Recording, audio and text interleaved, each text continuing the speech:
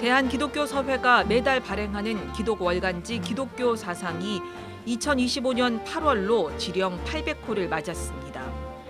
한국전쟁 직후 혼돈의 사회를 기독교 복음의 진리로 재건한다는 창간 이념을 표방하며 1957년 8월 창간된 기독교 사상. 군사정권 시절 6개월 동안 발간을 멈춘 적도 있지만 85년 10월호에 실린 글에 그 당시에 우리 한국 기독교 여성대회 거기에 대한 보고가 있어요. 선교 100주년 기념 여성대회 보고. 그래서 여성대회 보고의 대회 리포트. 근데 이것이 북한을 고무 찬양하는 거기에 법에 위배된다. 그래가지고 그래서 이것 때문에 이제 이제 압력이 내려왔으니까 이제 6개월 동안 휴관된 건데 제5공화국에서 어떤 출판물이 법에 국가보안법 등 위반돼서 휴관됐다. 그게 처음 있는 일이었습니다. 정간 시기를 제외하고 70년 가까이 꾸준히 발간돼 다양한 신학적, 사회적 주제를 다루며 시대와 소통해왔습니다. 편집위원장인 지영은 목사를 통해서 기독교 사상의 창간부터 지령 800호 너머의 비전을 들어봤습니다. 57년 창간이면은 사실 한국 전쟁이 이제 정전되고 얼마 지나지 않았을 그렇죠. 그런 때인데 그 사상 기독교 사상을 창간하게 된 어떤 배경이나 당시에 어떤 시대적인 이유가 있었을까요? 그 기독교 사상 창간호 거기에 창간사가 있습니다. 그러니까 창간할 때 그 창간사 지금은 자꾸 아셨죠? 홍현설 교수님이라고 감리교 신학대학 교수님이 그 당시에 편집위원장이셨어요. 그 당시의 현실, 우리나라의 상황을 어떻게 정의하냐면 혼돈과 무질서다. 특별히 정신적으로, 사상적으로, 그리고 또 그것과 연관해서 일반 모든 사회적인 이 상황이 참 혼돈과 무질서가 너무 심하다. 근데 혼돈과 무질서의 근본 원인이 뭐냐? 그걸 이렇게 얘기를 합니다.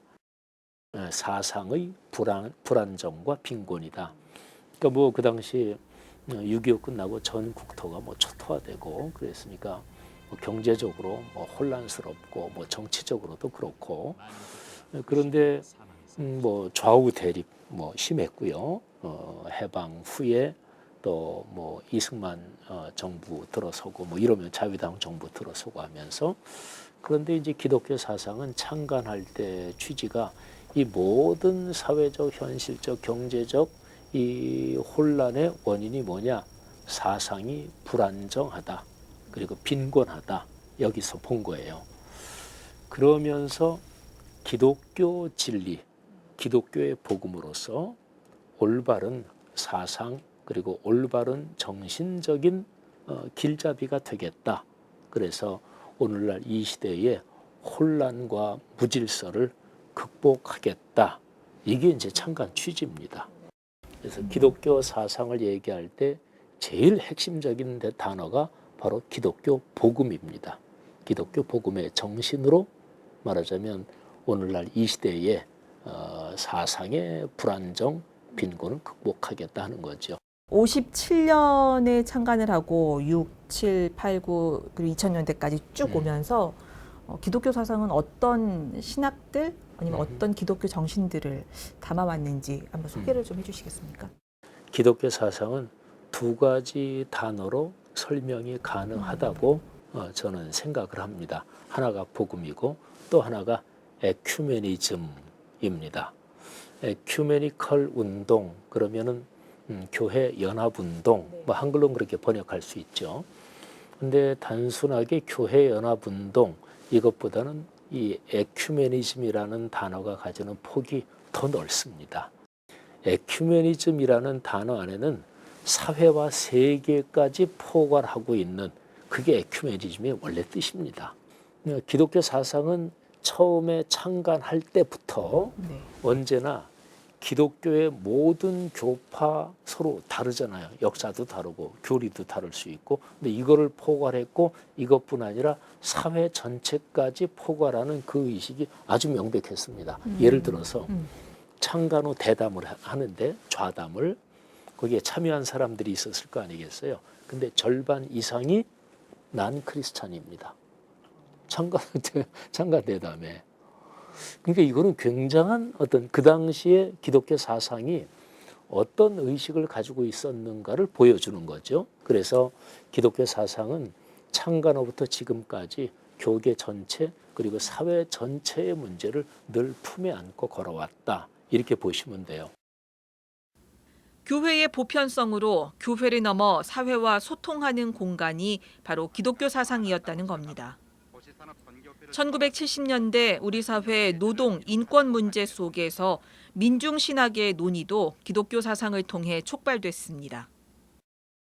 기독교 사상의 1975년 2월호에 서남동 교수님이 글을 하나 씁니다. 예수교회사 한국교회 이런 글을 75년 2월호에 발표를 해요. 근데 여기에 대해서 기독교적인 뭐 그런 게 아니라 당시에 유명한 철학자죠.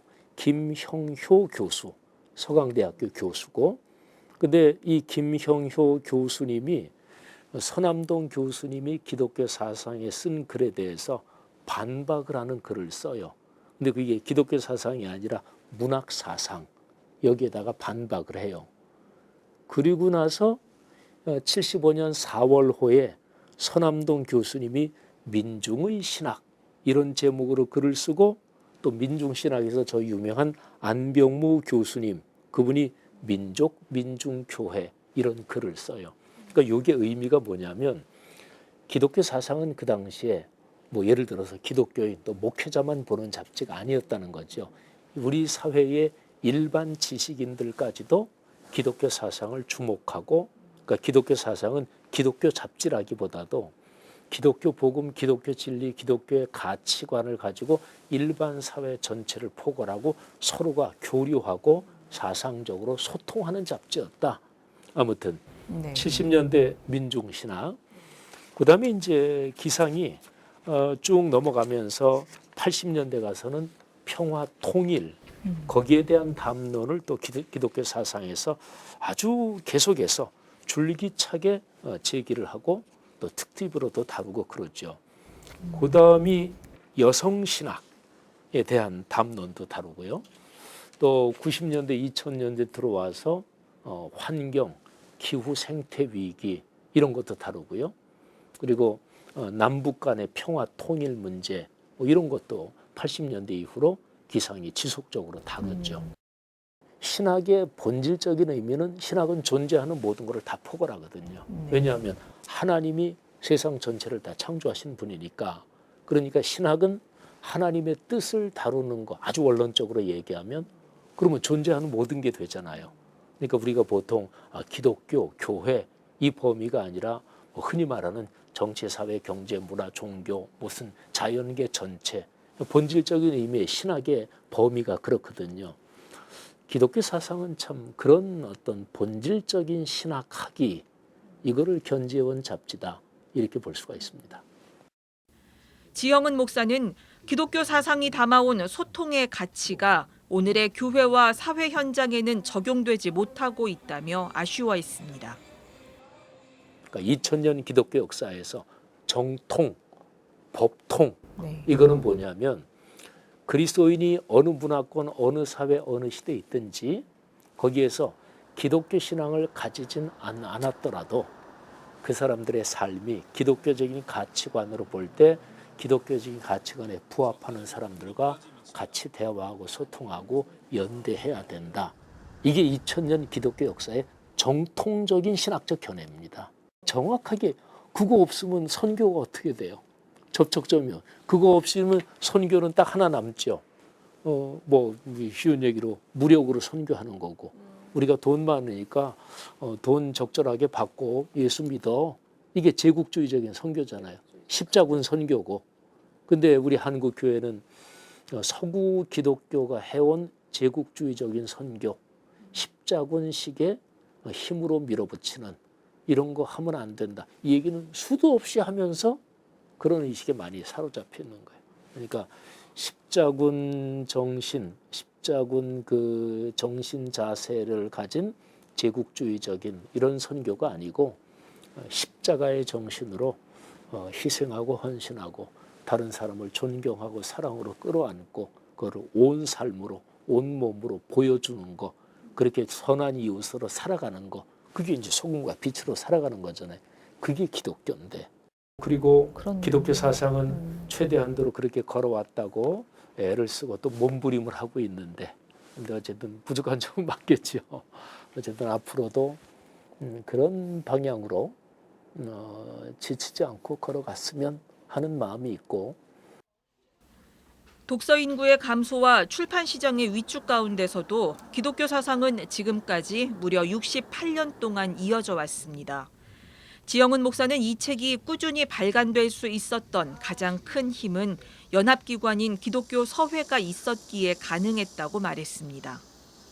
연합정신을 바탕으로 지령 800호를 넘어 1000호까지 앞으로 기독교 사상이 담아낼 이 시대의 주제는 무엇일까요?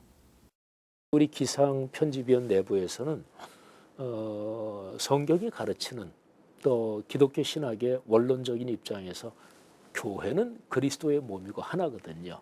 현실적으로는 뭐 보수 집단도 있고 진보 집단도 있고 또 교파적으로 이렇게 여러 나누어져 있고 하지만 근본적인 성서의 가르침은 그럼에도 불구하고 교회는 하나다.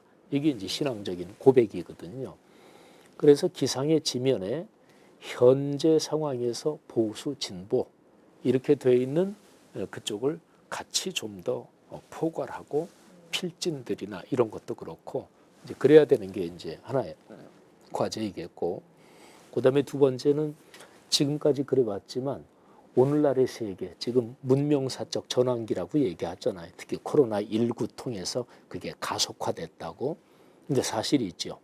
뭐 AI 기술 이게 뭐 어디까지 발전할지 진짜 스스로 학습하고 스스로 사고하는 어떤 임계점이 언제 뚫릴지 이거 모르고, 기후 생태 위기는 이거는 그야말로 전 인류가 이게 뭐 어떻게 될지 모르는 상황이고, 올해 서울 이 더위가 100몇 년 만에 뭐 찾아오는 더위라 그러는데 올해가 제일 시원할 거라면서요. 인류가 현재 닥쳐 있는 이 위기를 극복해야 되는 과제가 한두 가지가 아니죠. 근데 이것이 바로 기독교적인 과제다. 이걸 인식하는 게 중요합니다. 신앙이라는 게 신학적인 가치 체계에 근거해서 현실적으로 살아가는 게 기독교 신앙이잖아요. 그러면 일반적인 그리스도인들, 평범한 사람들이 뭐 세계 경제의 문제, 정치 시스템의 문제 이런 거를 뭐 생각하지는 않겠지만 적어도 기독교의 지도자들, 신학자들 또 목사 신학자가 아니더라도 어떤 사람이 그리스도인이에요. 근데 그분이 어떤 경제학자인데 아주 좀 탁월한 학자예요. 그러면 그분은 기독교 신앙이 장식품이 아니라면 내가 그리스도인이라는 그 자각, 그 기초 아래서 내가 경제학자인데 오늘날 세계 경제가 기독교적인 어떤 가치관에서 어느 쪽으로 가야 되느냐 이걸 얘기해야 되는 거잖아요. 교단과 교파를 넘어 소통하는 장으로 다양한 신학을 소개하고 논의하는 연합의 정신을 담아온 기독 정론지로서 기독교 사상이 계속해서 이어지길 지영은 목사는 기대했습니다. 기독교 신앙을 이론적으로 학문적으로 변증하고 논리적으로 얘기하는 걸 신학이라 그러잖아요. 그러면 한국 사람에게 하나님이 주신 은혜로 우리 한국이 얘기할 수 있는 우리의 신학은 뭐냐 이런 얘기를 한국 신학계에서는 오래전부터 했어요. 근데 기상이 두 가지 역할을 합니다. 세계 신학의 창문 역할을 해왔어요. 기독교 사상이. 그래서 50년대 후반 창간된 뒤로 60년대, 70년대 그때의 세계 신학적인 흐름을 한국 신학계, 한국 교계에 소개한 게 기상입니다. 뭐 칼바르트 신학이라든지 뭐 변증법 과정 신학이라든지 뭐 무슨 등등 여러 가지 세계 신학계의 현재 진행되는 흐름을 한국 교회에 소개한 창문 역할을 했고요. 그다음에 요거하고 약간 대조적인 게 바로 한국의 신학을 계속해서 자극하고 정립하고 한 게 또 기독교 사상이에요. 오늘날 이 세계에서 한국 사람에게 하나님이 주신 그 은혜, 그거를 온 세계 사람들에게 담아내는 우리 한국의 신학, 그러니까 우리의 신앙 고백이죠. 그런 게 기독교 사상을 통해서 이게 촉발되고 또 자극이 되고 촉매제가 됐으면 좋겠다, 이런 생각이에요. 기독교적인 관점으로 오늘의 세계를 보고 해석하면서 이거를 오늘의 21세기 4분의 1을 걸어가는 인류에게 도움이 되는 네. 그 얘기를 하는 거, 그게 이제 본질적인 의미의 신학이죠. 그런 거를 기상이 담아내고 또는 촉발하고 격려하고 자극을 주고, 저는 편집위원장으로서 기상이 그런 역할을 하면 좋겠다. 그러면 이제 그런 게 자극이 돼서 본격적인 어떤 담론이 전개되고 형성이 되는 거는 또 뭐 각 영역에서 진행이 될 수 있겠죠.